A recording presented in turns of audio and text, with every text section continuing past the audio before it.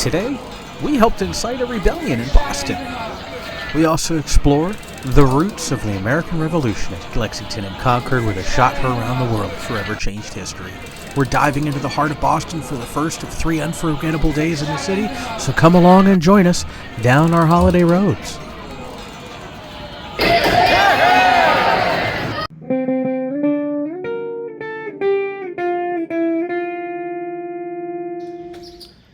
Concord, Massachusetts by the North Bridge, Minuteman National Historical Park. We're going to check out the shot heard around the world and the beginnings of the American Revolution. The North Bridge Visitor Center at Minuteman National Historical Park.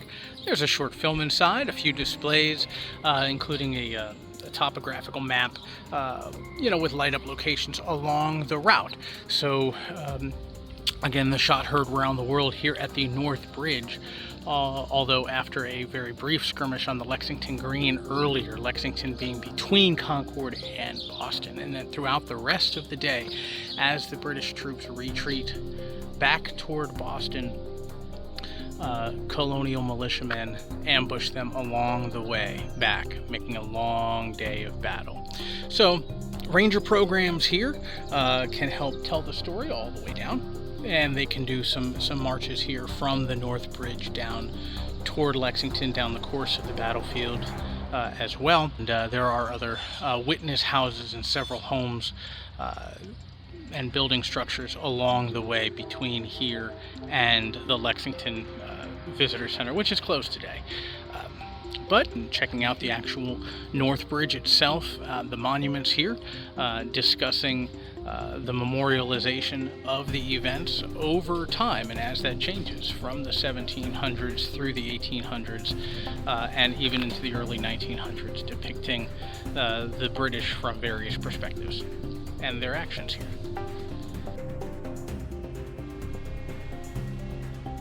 So this home, this yellow home across the way, was a witness to the events of April 19th, 1775, and the struggle between the colonial militia and the British soldiers marching back from Concord back toward Boston and through Lexington along the way.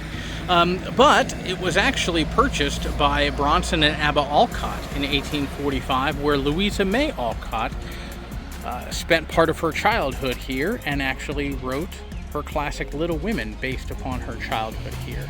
And then shortly afterward was purchased by Nathaniel Hawthorne, who then added that tower up to the top, which inspired some panoramic views for his writing. And he wrote some of his later works here as well. And then it was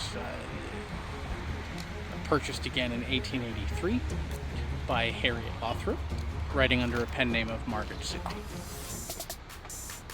Remains as a part of Minuteman National Historical Park. But these authors had also considered slavery to be an unresolved issue of the American Revolution. So a literary identity for the new nation. With neighbors Ralph Waldo Emerson, Henry David Thoreau, Henry Wadsworth Longfellow, they had also lived for periods of time and wrote from houses very nearby, just a quarter mile down the road or so. Interesting that this national park can host the beginnings of an American nation, but then also the literary aspects of an American identity. This flagpole marks the birthplace of American liberty.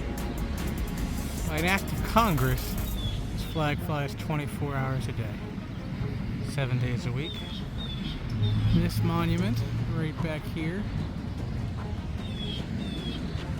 is a memorial to the militiamen who were perished here. The 8 militiamen, and 7 of them have been reburied within the iron fence here of the Green. It was about 5 a.m. in the morning, or 5 a.m., in the morning, when British troops were marching on their way through Lexington toward Concord in the area, trying to seek out and claim and confiscate American weapons that had been gathered of which the British had inventories of where they believed that they were, and they were on their way out to get them and to seize them to prevent any type of colonial uprising. And here, 8 colonial men were shot by the British on their way to Concord, and it was there at Concord at the Old North Bridge where the shot heard around the world. There's a Minuteman standing at the ready in Lexington, Massachusetts. We have a memorial here for Samuel Wilson in Arlington, Massachusetts.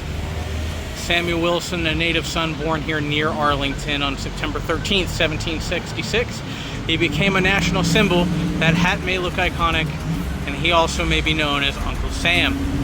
Based on the U.S. stamp on his barrels, which he would use in supplying the colonial revolutionaries. Uncle Sam. After spending our morning exploring Lexington and Concord and the shot heard round the world, we decided to take our hands at reliving the Boston Tea Party. Here at Boston Harbor, we're at the Boston Tea Party Ships and Museum.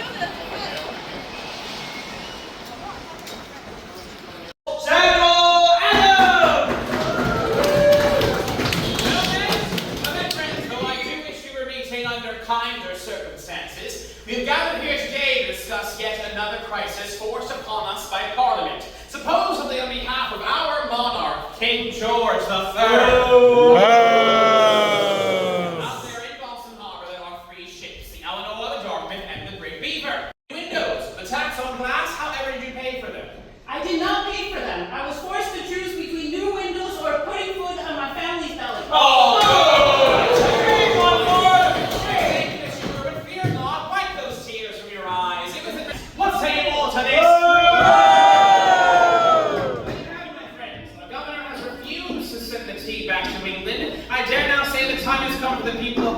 Take matters into their own hands. Hear, hear? Hear, hear. What's there all do? Shall we destroy this tea? Hear, hear. All those in favor say aye. Aye. All opposed? None. Moving on. Well, now rally, patriots. Huzzah! Huzzah!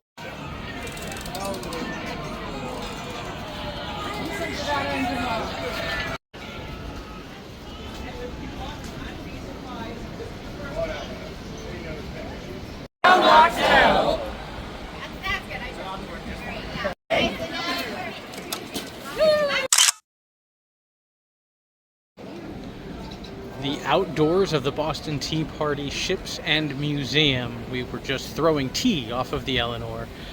No photos or video inside the museum, so we'll see you on the outside. Mr. Francis Akeley! Mr. Akeley, reveal yourself!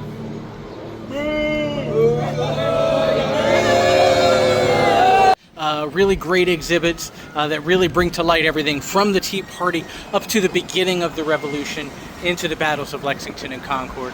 A really fun experience. I would highly suggest checking it out. What did you think of that experience? Huzzah!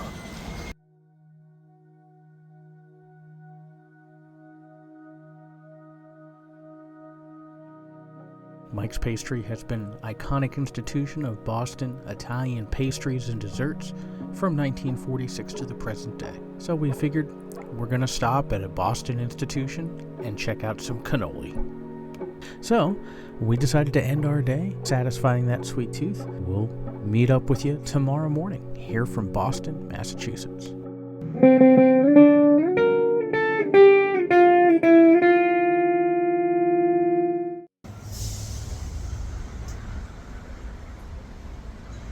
Sam Wilson.